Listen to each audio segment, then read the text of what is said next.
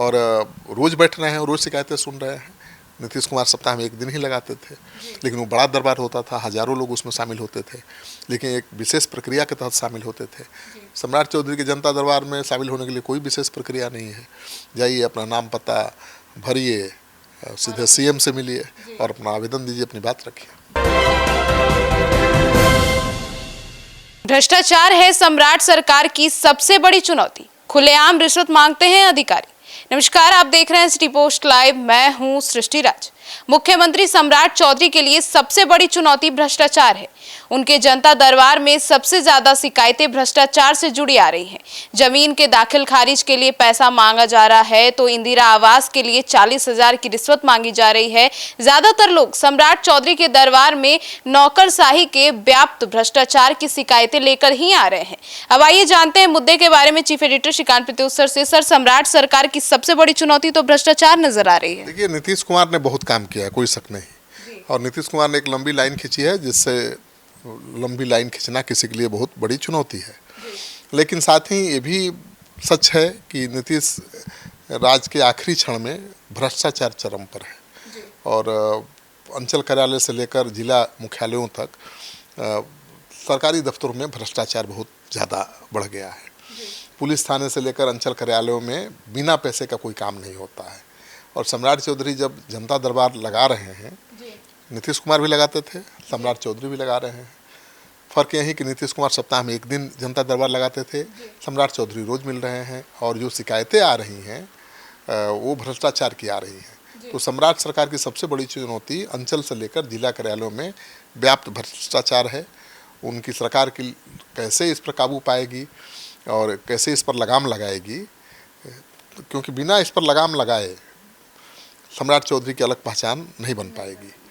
तो नीतीश राज में सड़क और बिजली के क्षेत्र में तो बहुत काम हुआ है, लेकिन उद्योग के क्षेत्र में कम हुआ है, भ्रष्टाचार बहुत बढ़ा है।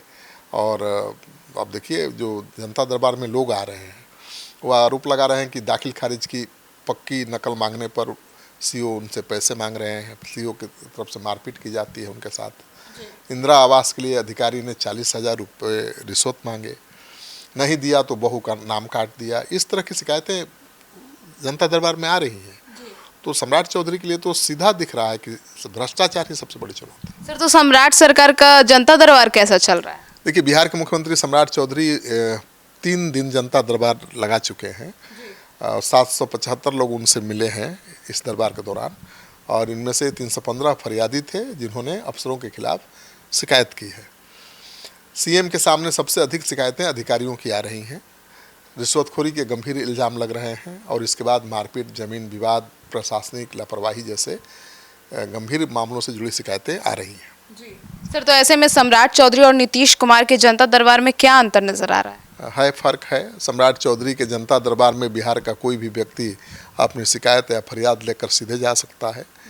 4 देश रत्न मार्ग के मुख्य द्वार पर सिक्योरिटी गार्ड्स तैनात रहते हैं, और ये सीएम के दरबार में जाने वाले लोगों की जांच करते हैं।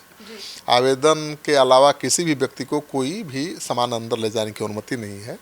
सबसे पहले मुख्य द्वार पर एक पर्चा दिया जाता है, जिसमें लोग अपना नाम और पता भरकर अंदर जा सकते हैं।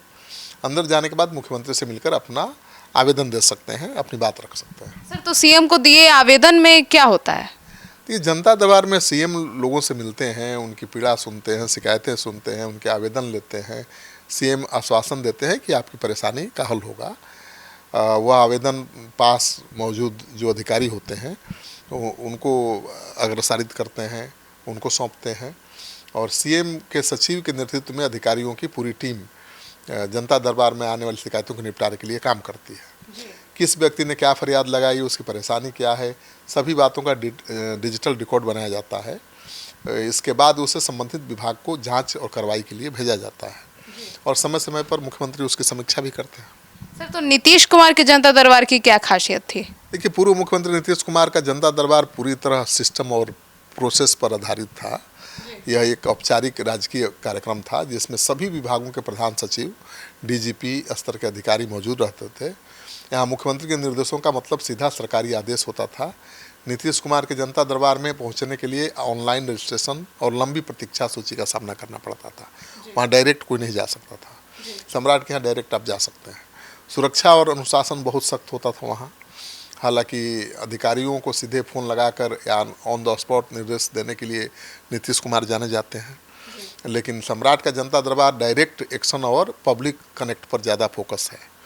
उनके दरबार में एंट्री लेने के लिए कोई खास औपचारिकताएं नहीं है। आम लोग अपनी शिकायतों के साथ सीधे उन तक पहुंच सकते हैं, अपनी बात रख सकते हैं, ये बड़ी बात है। और रोज़ बैठ रहे हैं, रोज़ शिकायतें सुन रहे हैं। नीतीश कुमार सप्ताह में 1 दिन ही लगाते थे, लेकिन वो बड़ा दरबार होता था, हज़ारों लोग उसमें शामिल होते थे, लेकिन एक विशेष प्रक्रिया के तहत शामिल होते थे। सम्राट चौधरी के जनता दरबार में शामिल होने के लिए कोई विशेष प्रक्रिया नहीं है। जाइए, अपना नाम पता भरिए, सीधे सीएम से मिलिए और अपना आवेदन दीजिए, अपनी बात रखिए।